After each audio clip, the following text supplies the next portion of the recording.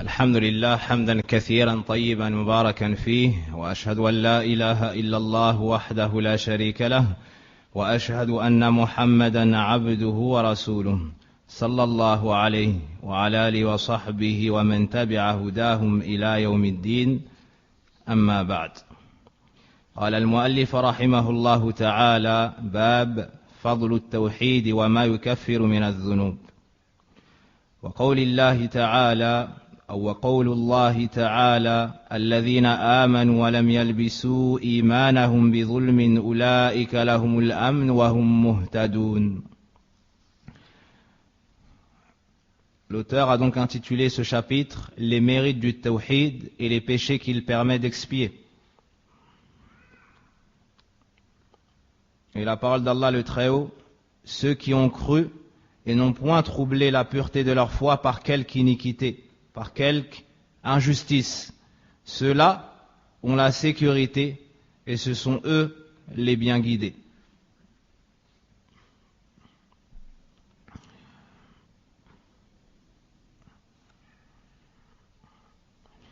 الذين آمنوا ولم يلبسوا أي لم يخلطوا.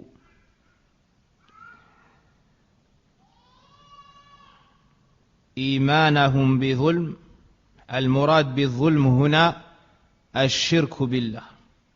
المراد بالظلم هنا الشرك بالله، كما فسره النبي صلى الله عليه وسلم، كما ثبت ذلك من حديث عبد الله بن مسعود رضي الله عنه.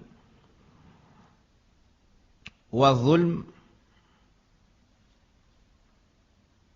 ثلاثة أنواع: الشرك بالله،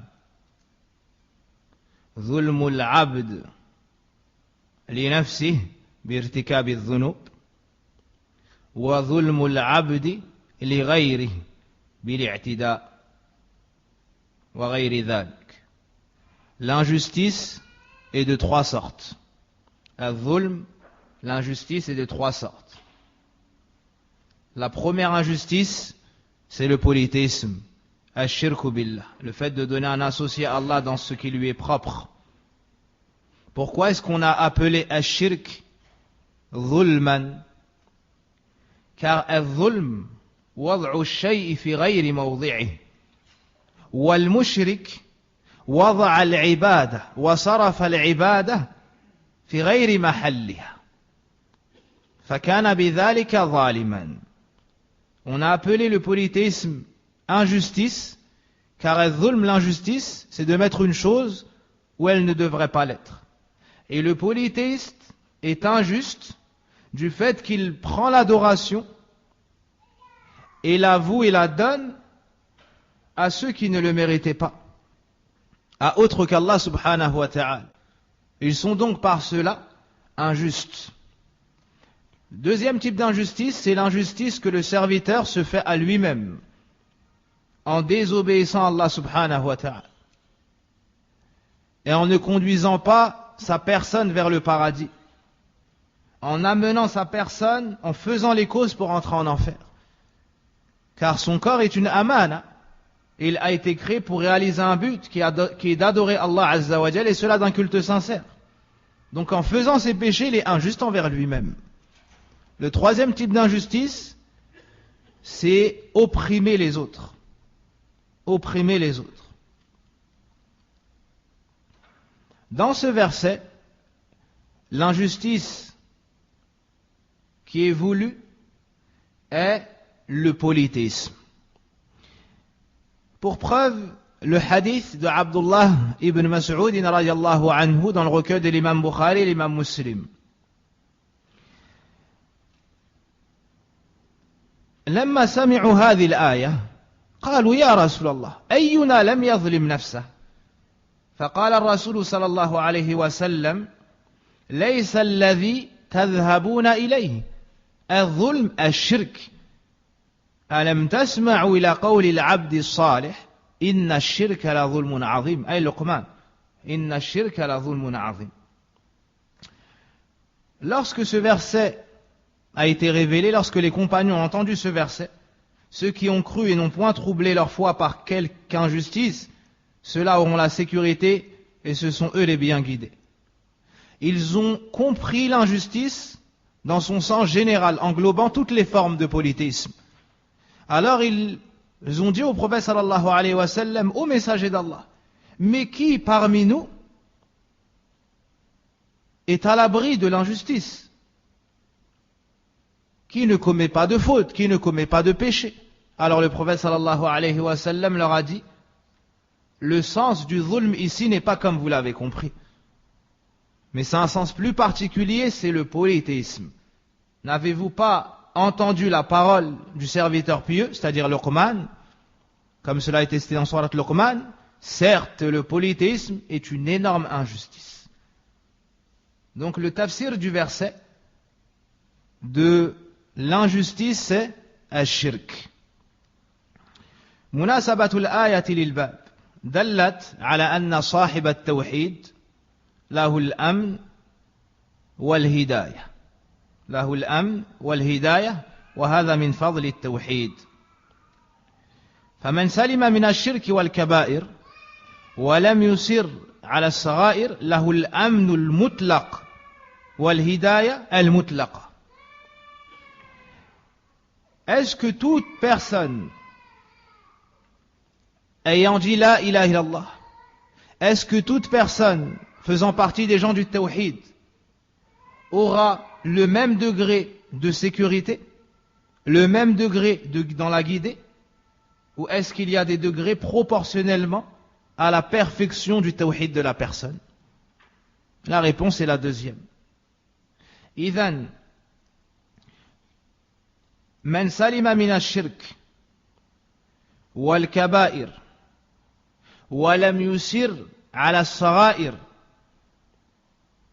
له الأمن التام والهداية تامة فله النصيب الأوفر من الآية ومن فضل التوحيد. هؤلاء أهل الإيمان الكامل.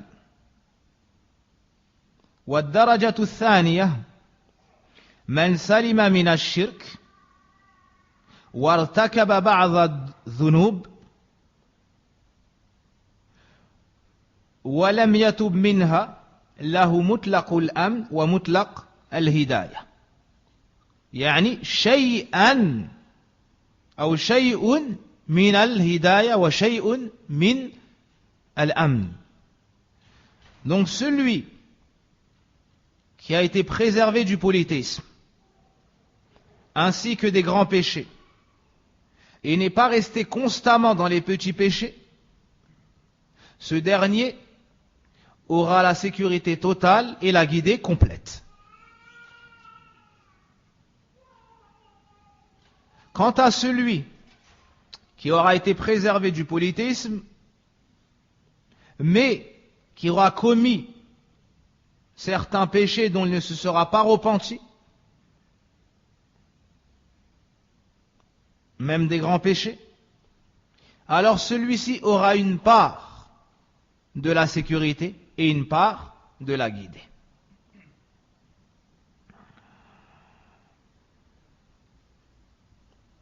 Puis les savants ont divergé. Est-ce que la guidée et la sécurité sont dans ce bas monde et l'au-delà, ou est-ce qu'une chose concerne ce bas monde et l'autre l'au-delà? Ibn Kathir, rahimahullah ta'ala, nous dit qu'une partie concerne ce bas monde et l'autre bienfait l'au-delà. Si ce n'est que certains parmi les savants disent que s'englobe ce bas monde et l'au-delà. C'est-à-dire la guidée et la sécurité dans ce bas monde, ainsi que la guidée et la sécurité dans l'au-delà. Dans ce bas monde, dans ce bas monde, on le raffermira sur le droit chemin, que ce soit dans la croyance ou les bons caractères, et on lui accordera la réussite. Et dans l'au-delà, comme Allah nous dit dans le Coran, Inna alladhina amanu wa amilus salihat yahdihim rabbuhum bi imanihim. Ceux qui ont cru et fait de bonnes actions, leur Seigneur les guidera par leur foi. Qala ba'dul mufassirin ay ila al-jannah. Cette guidée, c'est dans l'au-delà pour le paradis. Donc il y a une guidée dans ce bas monde, en suivant l'islam et la sunna du prophète sallallahu alayhi wa sallam. Il y a aussi une guidée dans l'au-delà, c'est celle qui mène à Mada au paradis.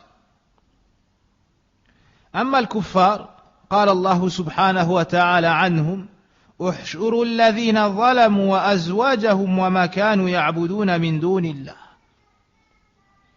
فاهدوهم إلى صراط الجحيم. Concernant les non-musulmans, Allah Azza wa Jal nous dit: rassemblez les injustes et leurs épouses et tout ce qu'ils adoraient en dehors d'Allah, puis conduisez-les au chemin de la fournaise. Donc celui qui choisit autre que l'adoration de celui qui l'a créé, voici sa finalité. Il ne sera pas guidé au bon chemin, mais sera guidé à la fournaise. A'adhana Allah wa iyyakum min dhalik. Ma yustafadu min al-aya.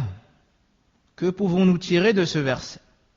Fadl al-tawhid fi dunya wal akhirah.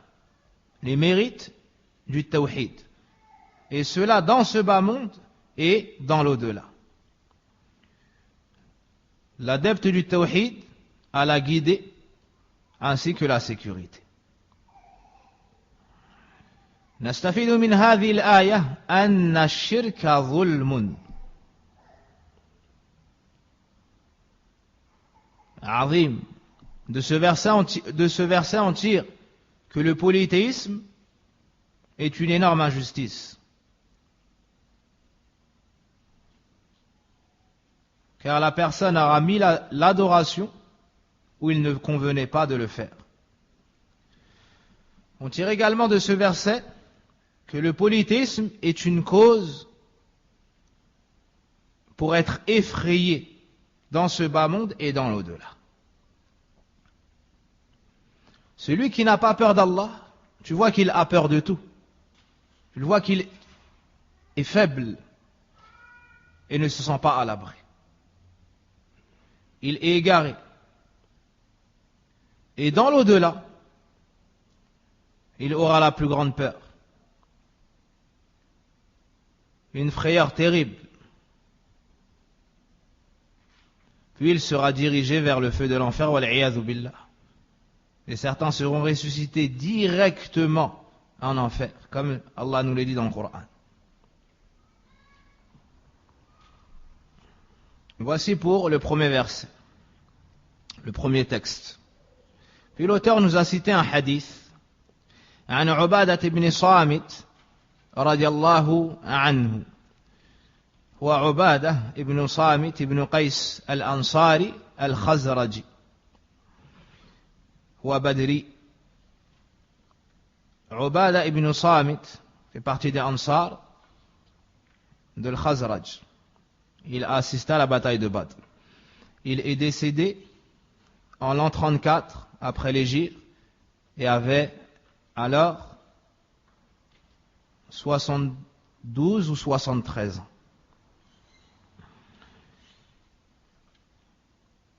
قال رسول الله صلى الله عليه وسلم من شهد أن لا إله إلا الله من شرطية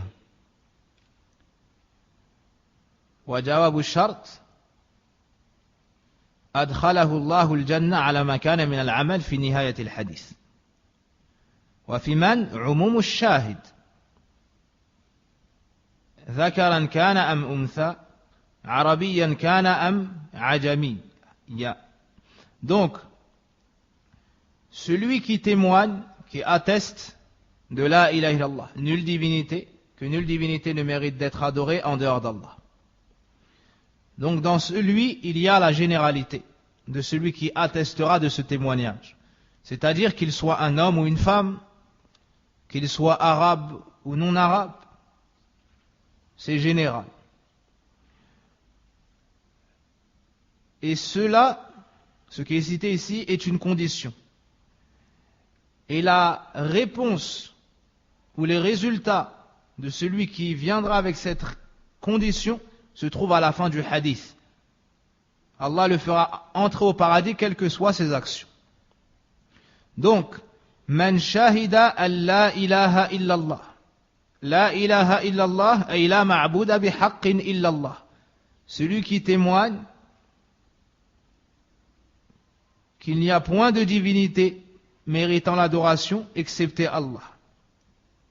Wahdahu la sharika lah. Wahdahu ta'kidun lil ithbat illallah. Wa la sharika lah ta'kidun lin nafi.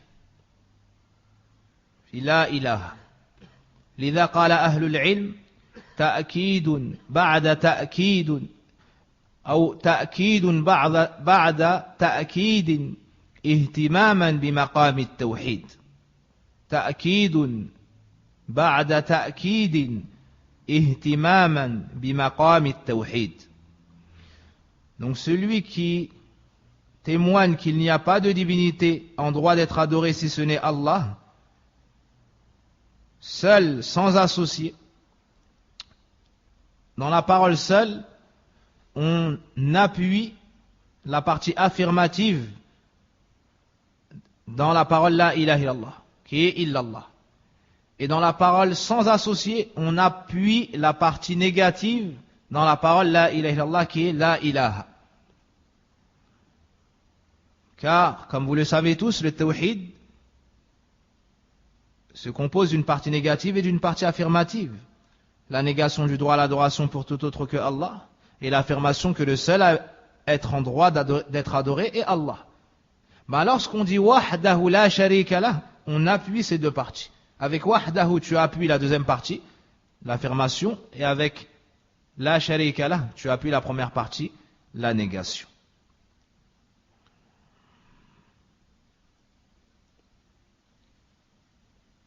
وَأَنَّ مُحَمَّدًا عَبْدُهُ وَرَسُولُهُ. Donc celui qui témoigne qu'il n'y a pas de divinité en droit d'être adoré si ce n'est Allah, unique sans associé, et que Mohammed est son serviteur et son messager. Donc la deuxième partie, deuxième condition, après avoir témoigné de la ilaha illallah, tu dois témoigner de Mohammed Rasulullah.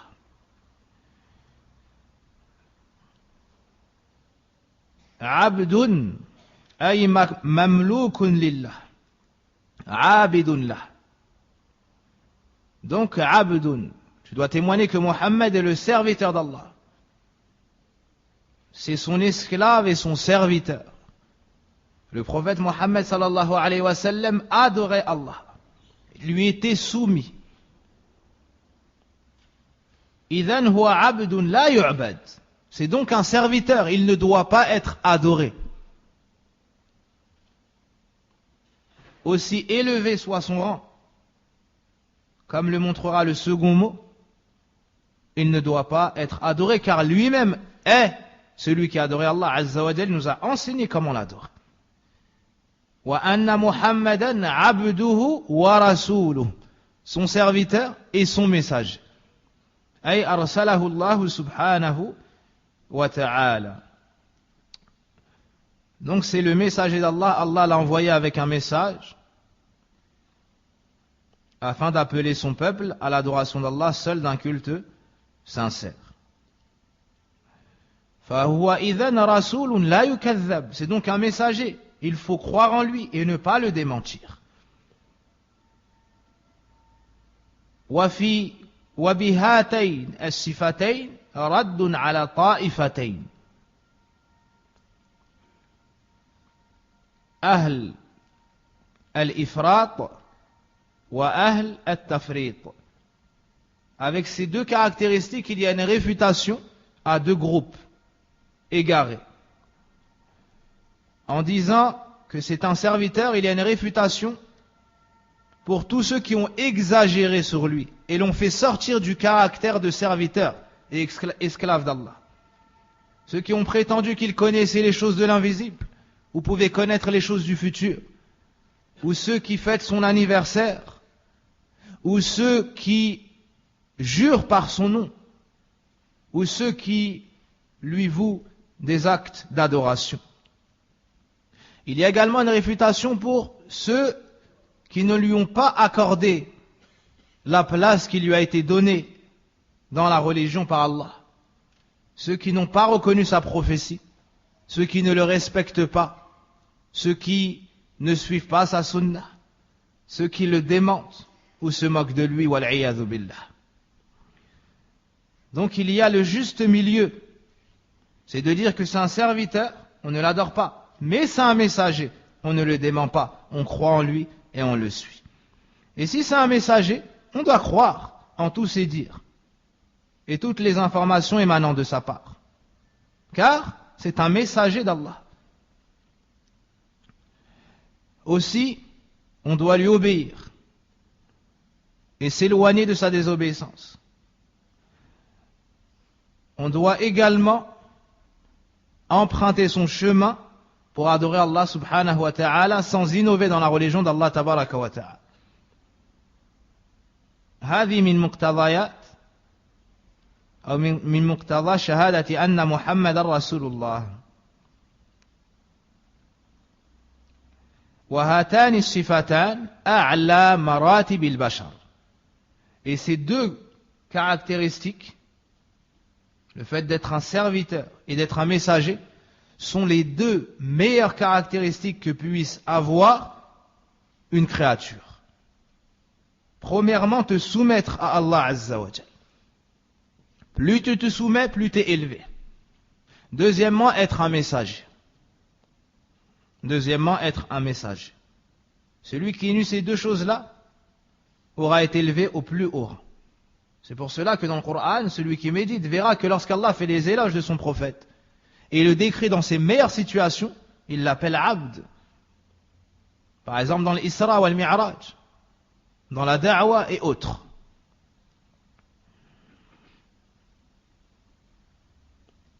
Puis le troisième point, wa anna Isa abdullahi wa rasul wa kalimatuhu alqaha ila Maryam wa ruhum min. Le troisième point concerne le noble prophète Isa alayhi salam, Jésus. Comme il l'appelle. Donc, tout comme tu témoignes que Mohammed est son serviteur et son messager, tu dois venir avec la suite de ce hadith, que Isa est le serviteur d'Allah et son messager, ainsi que sa parole qu'il a envoyée à Maryam et une âme provenant de lui. Donc Isa alayhi salam est comme l'était le prophète Mohammed sallallahu alayhi wa sallam, Abdullah, le serviteur d'Allah, l'esclave d'Allah. Fala yu'bad, donc il ne mérite pas d'être adoré. Wa rasuluh, et son messager, donc on doit croire en lui, on ne doit pas le démentir. On doit affirmer qu'il est bel et bien le serviteur et messager d'Allah. Il fait même partie des 5 meilleurs messagers qu'Allah Azza wa Jalla a envoyés min ulil azmi min ar-rusul.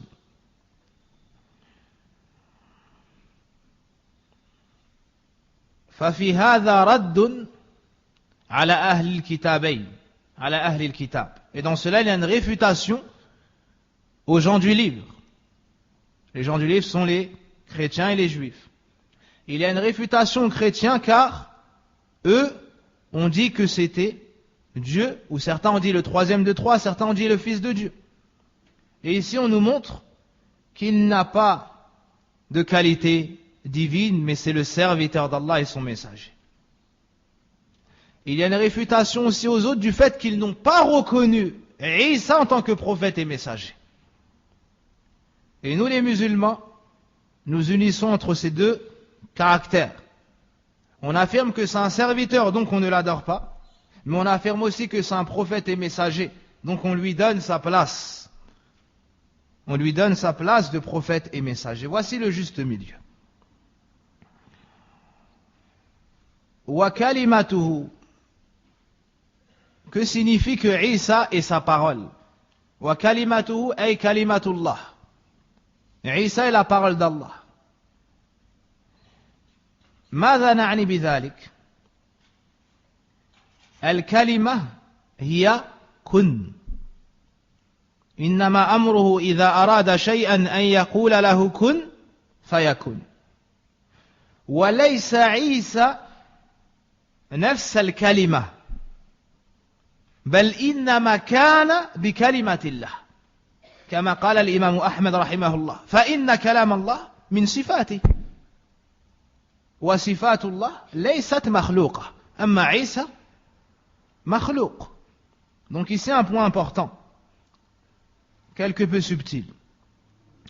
Lorsqu'on dit que Isa est la parole d'Allah, c'est-à-dire qu'il a été créé suite à la parole d'Allah. Et cette parole, c'est soit. Comme cela a été cité dans le verset, lorsqu'Allah veut une chose, il dit soit et elle est. Et elle le devient. Il ne faut pas comprendre que Isa lui-même est la parole d'Allah. Non. Mais il a été créé par la parole d'Allah, soit. Comme l'a expliqué l'imam Ahmed rahimahullah ta'ala. Cela car la parole d'Allah fait partie de ses attributs. Et les attributs d'Allah ne sont pas créés. Or, Isa alayhi salam, lui, est créé. Est-ce que c'est clair? Wadah? Ou est-ce que je répète? Je répète? Taïb. Nous disons, comme cela est cité dans ce hadith, que Isa, kalimatullah, est la parole d'Allah. Que signifie que Isa est la parole d'Allah? Ça signifie qu'il a été créé par la parole d'Allah, qui est kun, soit. Non pas que Isa lui-même est la parole, mais qu'il a été créé par la parole d'Allah, qui est soit. C'est wadah? C'est plus clair? Naam. Wa ruhum min, une âme venant de lui. C'est-à-dire de qui? D'Allah subhanahu wa ta'ala. Ay min al-arwah allati khalaqaha Allah. C'est-à-dire parmi les âmes qu'Allah a créées. Idhan minhu ay khalqan wa ijadan. Donc une âme venant de lui, c'est-à-dire parmi les âmes qu'Allah a créées. Non pas que Isa est une partie d'Allah,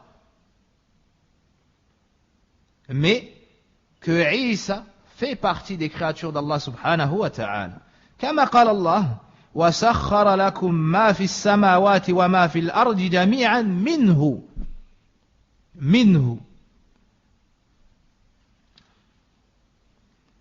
Par exemple, dans le Coran, Allah nous dit: et il vous a assujetti tout ce qui est dans les cieux et sur la terre, le tout venant de lui. C'est-à-dire que c'est lui le créateur de tout cela. De la même façon dans le hadith, une âme venant de lui, c'est-à-dire que c'est lui, Allah Azza wa Jal, son créateur.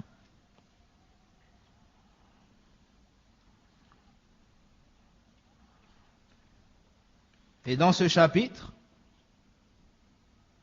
les chrétiens, après s'être divisés, se sont égarés. Ils ont compris que Isa était une partie d'Allah, ou qu'il avait des qualités propres à Allah, wal'iyadhu billah, ou qu'il était l'enfant d'Allah. Et d'autres sont allés plus loin en disant que c'est Allah lui-même. Et toutes ces paroles sont erronées et comportent un grand manque de respect en Allah Azza wa Jal, qui nous dit: Qul huwa Allahu ahad, Allahu samad, lam yalid wa lam yulad, wa lam yakul lahu kufuwan ahad. Dit, c'est une divinité, ou bien dit, c'est Allah l'unique, celui qui mérite qu'on se dirige vers lui dans toutes nos affaires. Il n'a pas enfanté et n'a pas été enfanté. Nul ne lui est égal.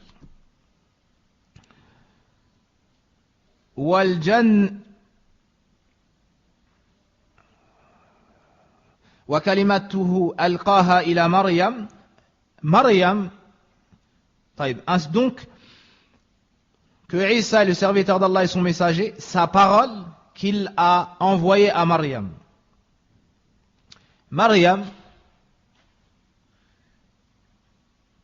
est une des meilleures femmes qui a marché sur la terre.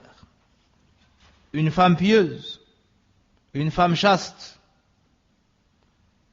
La seule femme dont le nom a été cité dans le Coran. Subhanallah. La seule femme dont le nom, le prénom, a été cité dans le Coran. Tu ne trouveras pas le nom d'une femme dans le Coran excepté Maryam. Alayhi salam.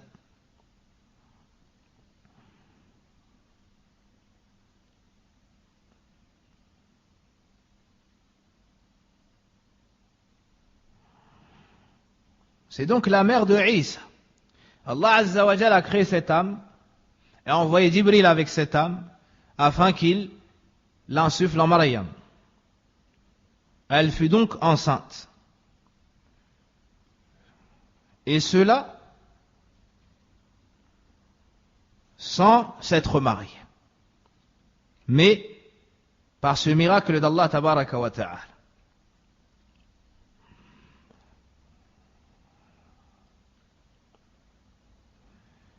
وَرُوحٌ مِّنْهُ, une âme venant de lui, وَالْجَنَّةَ حَقٌّ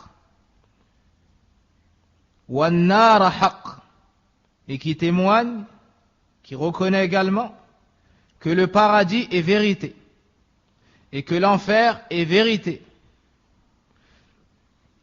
Donc celui qui réunit tout ce que nous avons cité dans ce hadith, nous avons dit au début, men, shartiyya, c'est la condition. Fama jawabu shart, quelle est la réponse à cette condition? Celui qui vient avec cela, qu'est-ce qu'il obtiendra? À la fin du hadith, le prophète sallallahu alayhi wa sallam nous dit adkhalahu Allahu al-jannata ala ma kana min al-amal. Wa hadha huwa ash-shahid min hadha al-bab. Allah le fera entrer au paradis quels que soient ses actes. Et voici le témoin dans le hadith. Wal ma'na, le sens de la fin du hadith, أن الذي كان من أهل التوحيد والعقيدة الصحيحة إن مات ولو كان مقصرا وقد ارتكب بعض الذنوب فالله سبحانه وتعالى يدخله الجنة بسبب التوحيد.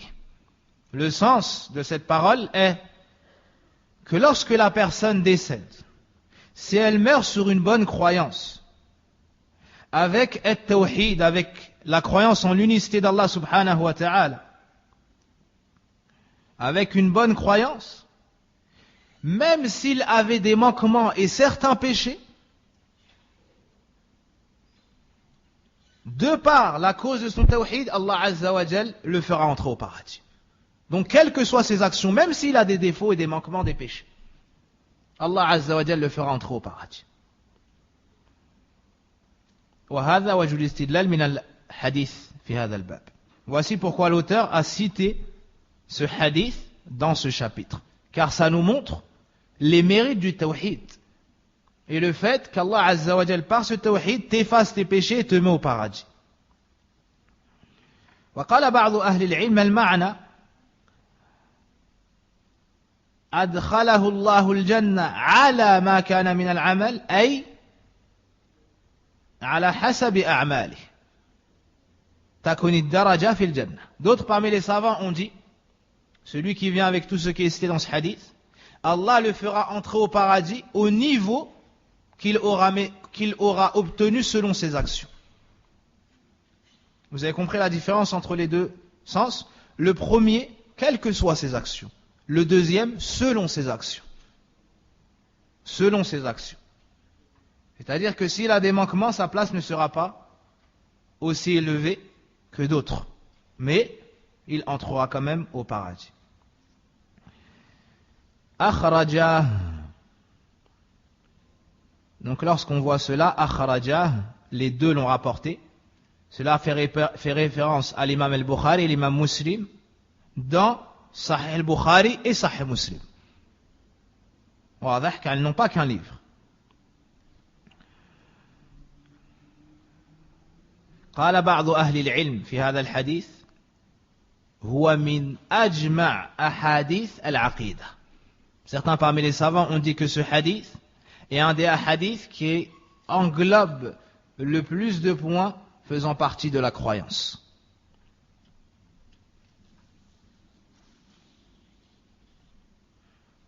ما يستفاد من الحديث. طيب ذكرنا مناسبة الحديث للباب وفضل التوحيد وأن من وحد الله سبحانه وتعالى دخل الجنة وإن كان قد ارتكب بعض الذنوب. وما يستفاد من الحديث فضل التوحيد وأنه يكفر الذنوب. On tire de ce hadith les mérites du tawhid et que par cela Allah Azza wa Jal expie les péchés de son serviteur. Si'atu fadlillahi wa ihsani. On tire de ce hadith l'étendue des bienfaits d'Allah et de sa bonté envers ses serviteurs. On tire de ce hadith وجوب تجنب الإفراط والتفريط في حق الأنبياء والصالحين. L'obligation de s'éloigner de l'exagération et également du manque de considération à l'égard des prophètes et des gens vertueux. Donc il ne faut pas exagérer. Et en même temps, il ne faut pas leur manquer de respect ou ne pas leur accorder la place qu'Allah Azza wa Jalla leur a donnée.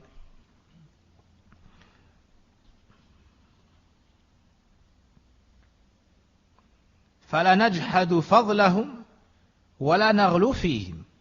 Donc on ne rejette pas leur mérite, mais on n'exagère pas non plus envers eux. فائدة عظيمة نرد بها على المبتدعة من الخوارج والمعتزلة. عصاة الموحدين لا يخلدون في النار. نستفيد من هذا الحديث أن عصاة الموحدين لا يخلدون في النار. Une grande information tirée de ce hadith avec laquelle on réfute la secte des Khawarij, des Mu'tazila, qui disent que ceux qui font des grands péchés iront en enfer éternellement s'ils meurent dessus sans s'être repentis de leurs péchés. On tire de ce hadith donc que les pécheurs parmi les adeptes du tawhid ne s'éterniseront pas en enfer. Donc celui qui a des péchés, si il entre en enfer, il ne restera pas en enfer éternellement. Mais il sortira et finira au paradis.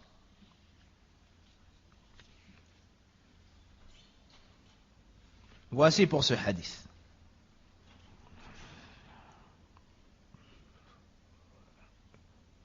On revient dans le hadith pour citer ou pour expliciter un point ou deux. C'est الإضافة إلى الله. أقسام المضاف إلى الله عز وجل. Dans les textes, lorsqu'on annexe une chose à Allah subhanahu wa ta'ala, il y a plusieurs cas et plusieurs jugements. إذن ما أضيف إلى الله على أقسام. Ce qui est annexé à Allah Azza wa Jalla dans les textes diffère selon la chose. أولا إضافة العين القائم بنفسه. Premièrement, lorsqu'on annexe une chose à Allah Azza wa Jalla et que cet être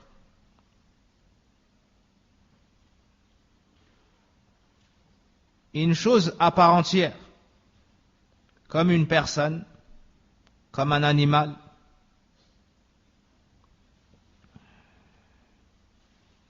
هذا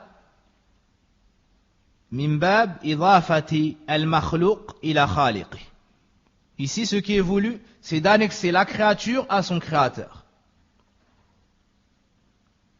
ثم بعد ذلك قد يكون على سبيل العموم وقد يكون على ماذا؟ قد يكون لإضافة التشريف لبيان شرف هذا الشيء. مثال ذلك ناقة الله، ومثال ذلك طهر بيتي كما في سورة البقرة. مثال ذلك بيوت الله، بيوت الله.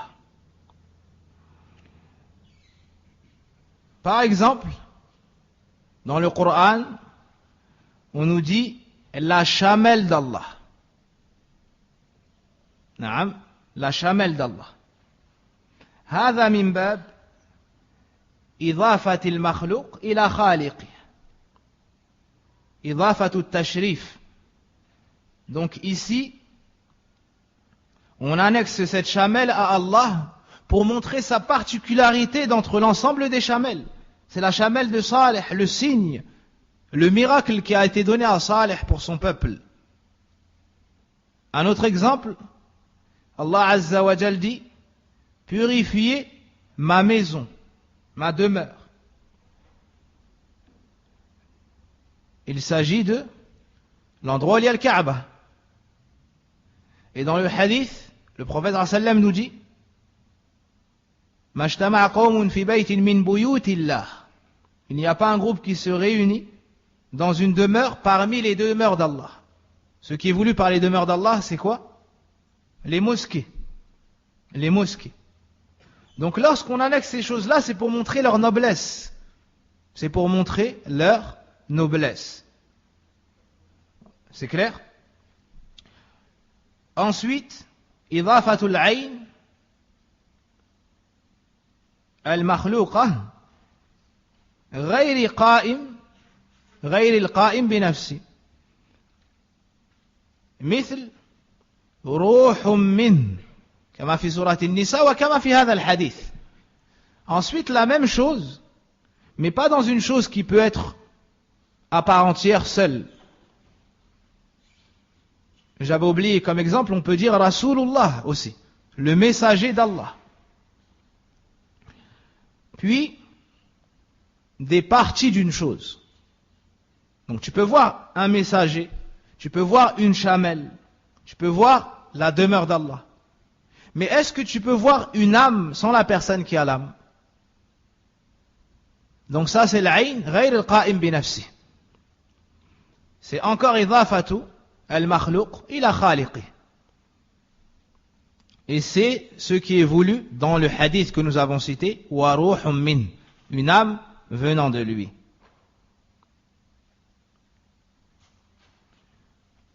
Puis, un des points importants, idafatu sifa ila al-mawsouf. Lorsqu'on annexe l'attribut à celui qui est caractérisé par cela. Par exemple, la rahmatullah, la miséricorde d'Allah. Est-ce qu'on a annexé ici une créature à son créateur? Non. Mais l'attribut à celui qui a cette caractéristique. Car les attributs d'Allah Azza wa Jal ne sont pas créés. Par exemple, bikalami. Lorsqu'Allah Azza wa Jal s'adresse à Moussa et lui dit qu'il l'a élevé et élu, il lui dit wa bikalami, avec ma parole. هذا من باب إضافة الصفة إلى الموصوف. Ici on annexe l'attribut à celui qui a cette caractéristique. قال ابن القيم رحمه الله تعالى فإضافة الأوصاف ثابتة لمن قام به كإرادة الرحمن وإضافة الأعيان ثابتة له ملكا وخلقا إلى آخر ما قال. Ça résume ce qu'on a cité dans la parole d'Ibn al-Qayyim. C'est l'adhan.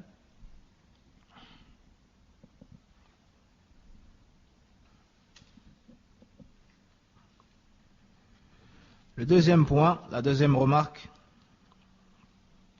suite à la lecture de ce hadith, أحاديث الوعد لا بد من فهمها على طريقة السلف أهل السنة والجماعة بالجمع بين النصوص بين أحاديث الوعد بالجنة وأحاديث الوعيد لعصاة الموحدين.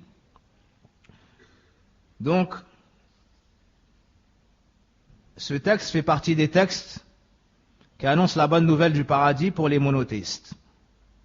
Et ce genre de textes doivent être compris à la manière des, ou bien en conformité avec la compréhension des pieux prédécesseurs. C'est-à-dire en unifiant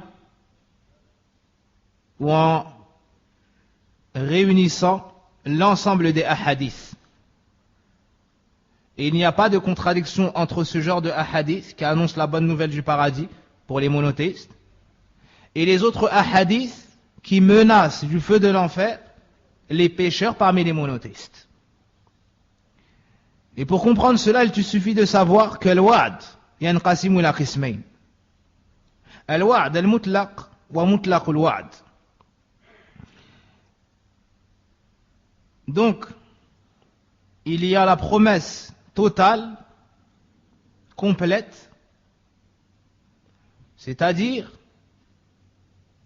بدخول الجنة دخولا أوليا غير مسبوق بالنار. Donc premièrement, la promesse du paradis, c'est-à-dire que les gens entreront au paradis directement sans passer par l'enfer.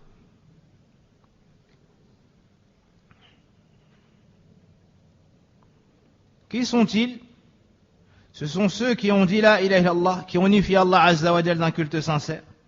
Ja'u bi asli at-tawhid wa kamalihi al-wajib. Ils sont venus avec la base du tawhid et sa perfection obligatoire.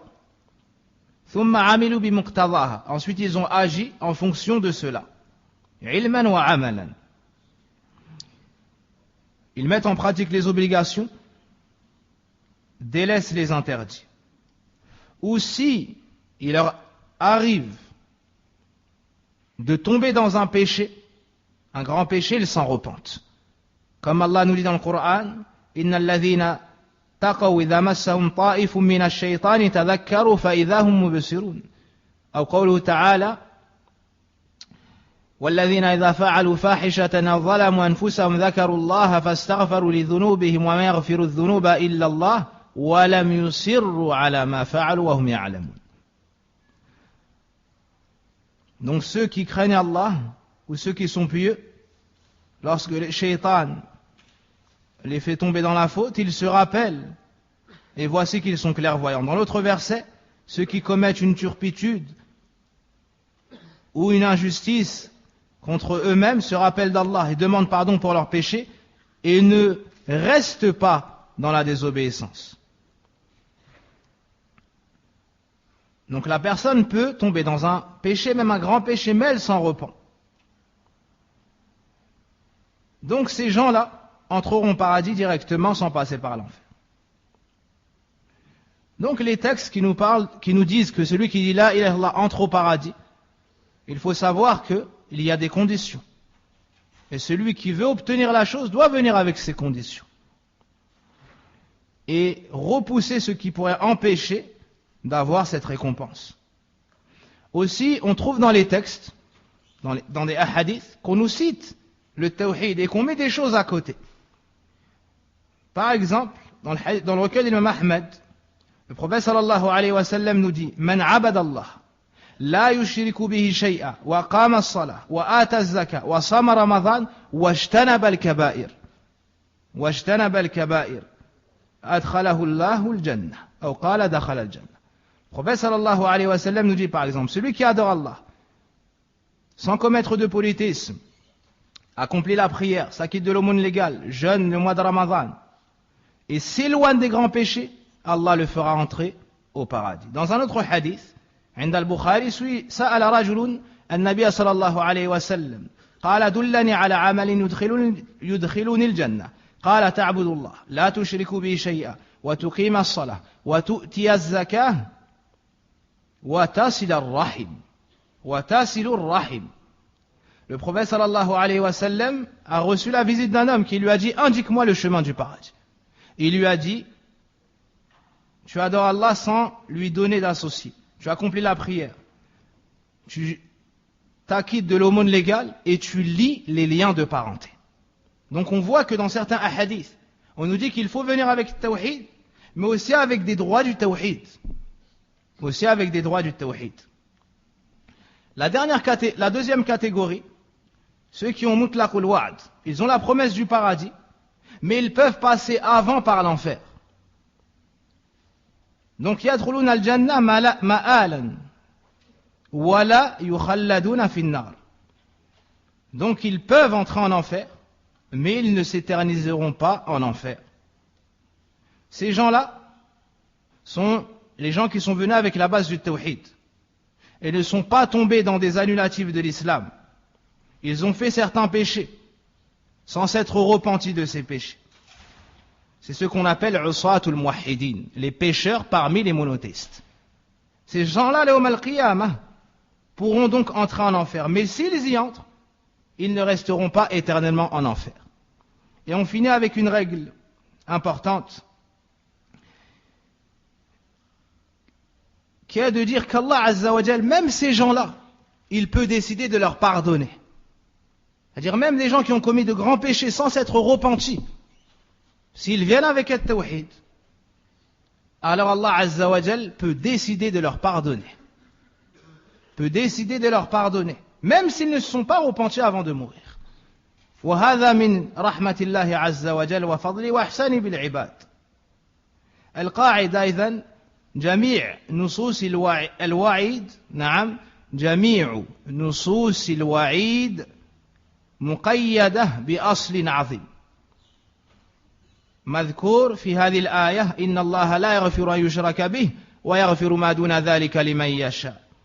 Donc tous les textes qui menacent les gens de l'entrée en enfer sont encadrés par ce verset qui est certes Allah ne pardonne pas qu'on lui donne quelque associé que ce soit. En dessous de cela, il pardonne à qui il le veut. Donc celui qui arrive avec autre que du shirk est sous la volonté d'Allah. Si Allah veut, il lui pardonne. Si Allah veut, il le châtie. Et on continuera la suite de ce chapitre la semaine prochaine, incha'Allah ta'ala. Wa sallillahumma barik ala nabina Muhammad wa ala ali wa sahbihi ajma'in.